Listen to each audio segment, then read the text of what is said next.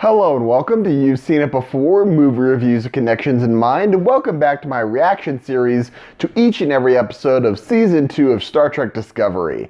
Now, if you're just joining this series midstream, this is just my short-form reaction series where I give my thoughts on each episode as soon as they come out, as well as some analysis as to certain plot developments and character arcs that seem familiar and where you may have seen them before. So, with all this being said, and without further ado, let's get into Star Trek Discovery Season 2, Episode 12, entitled Through the Valley of Shadows. This episode continues the quest with the Discovery crew against the AI Control in order to stop Control from gaining sentience and wiping out all sentient life in the galaxy. The Discovery has to travel to the Klingon world Boreth, where one of the 7 signals has been detected, and they go there in order to secure a time crystal, which is needed to send the orb data, which was a necessary component for this AI to gain true sentience into the future where it cannot reach it, as well as the events of another Section 31 ship has been hijacked by Control and is up to Burnham and Spock in order to go and retrieve it. While all this is going on, Captain Pike, while going to retrieve the time crystal, encounters the son of Voq and L'Rell on Boreth, and he sees a future that he may not like, but end up needing to happen in order to save the future.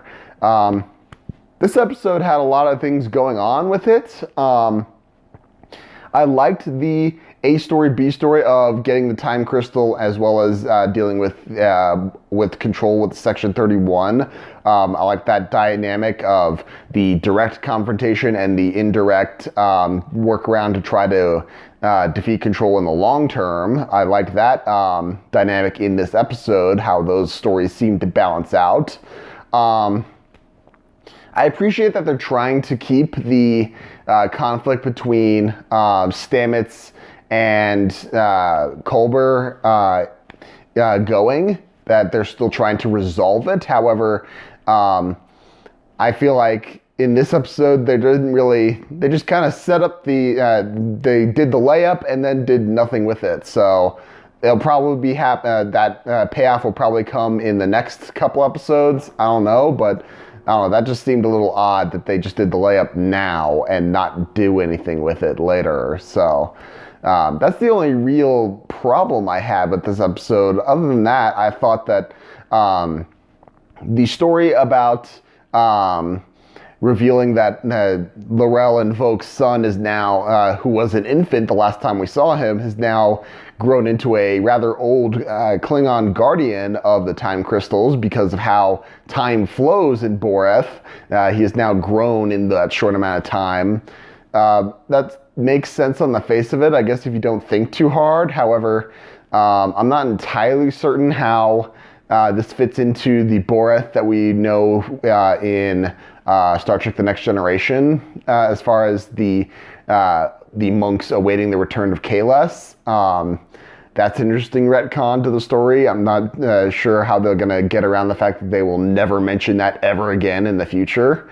Other than that, the fact that Burnham and Spock are still getting closer. I like the fact that we are now spending more time with them together and trying to work their relationship back together again is an interesting one. I do love that.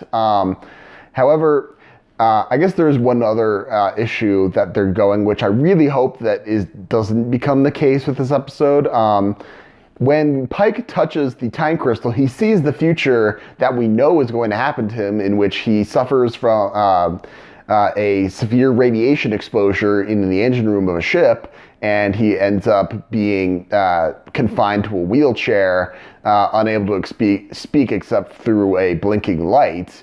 He sees a flash of that future. However, by this episode's end, it feels like that's almost what's going to happen in this the next couple episodes, especially how this episode ends. And I feel like the writers know that that's not how it's supposed to go.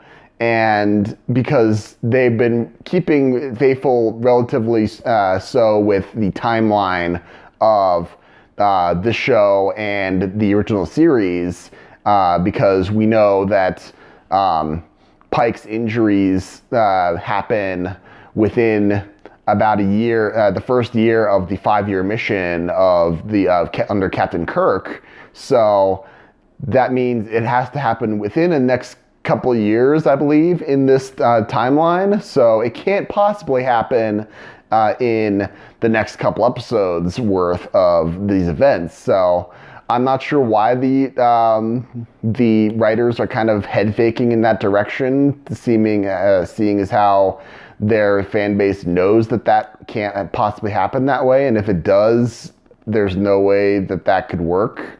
So I'm not sure how they're going to go with that, but that's not really a knock on this episode per se. That's just my assumption at this point, going into the next episodes without having seen them yet. So I may be wrong. Who knows? But that's just my impression I got so far. Some analysis of the things that you may have seen before. The fact that this episode features the AI control taking over a ship and ejecting the crew into space in order to remove that human obstacle. That reminded me of an episode of Stargate Atlantis, The Intruder, where a Wraith program takes over the ship and begins to eliminate the human crew that attempt to remove it. Obviously, it doesn't go as far as the control in this episode with the Section 31 ship, but there's a comparison to be made there. Also, with that analogy of a alien or foreign computer program infecting a computer system, and then the human crew having to create a partition in that computer for that program to go into, and then they shut the door behind it so that it won't affect the rest of the system, similar to an episode of Star Trek Deep Space Nine, The Forsaken, in which an alien computer program infects the station's computer, and Chief O'Brien creates a partition for that AI to live out its life inside the computer without it affecting the rest of the station systems. And finally, that plot twist of Burnham's old comrade turning out to be a replicant made by Control and made out of nanites that can assume humanoid form. That actually reminded me of a literary source, namely the novel Prey by Michael Crichton, in which nanotechnology evolves to the point where it can in fact mimic the appearance of an entire human and their personality as well, and is defeated by magnetic interference and external interference in order to break down the nanites into its component blocks, and then it can be defeated that way. Interesting little literary source there, but other than that, those are my main points of comparison for this episode. But what did you think of this episode as a whole? Did you like the episode? Did you not like it? What about my analysis? Did you agree, disagree? Did I miss anything? I may have missed something. I probably missed something. Let me know in the comments down below. Thank you so much for watching. I appreciate whatever audience I can get.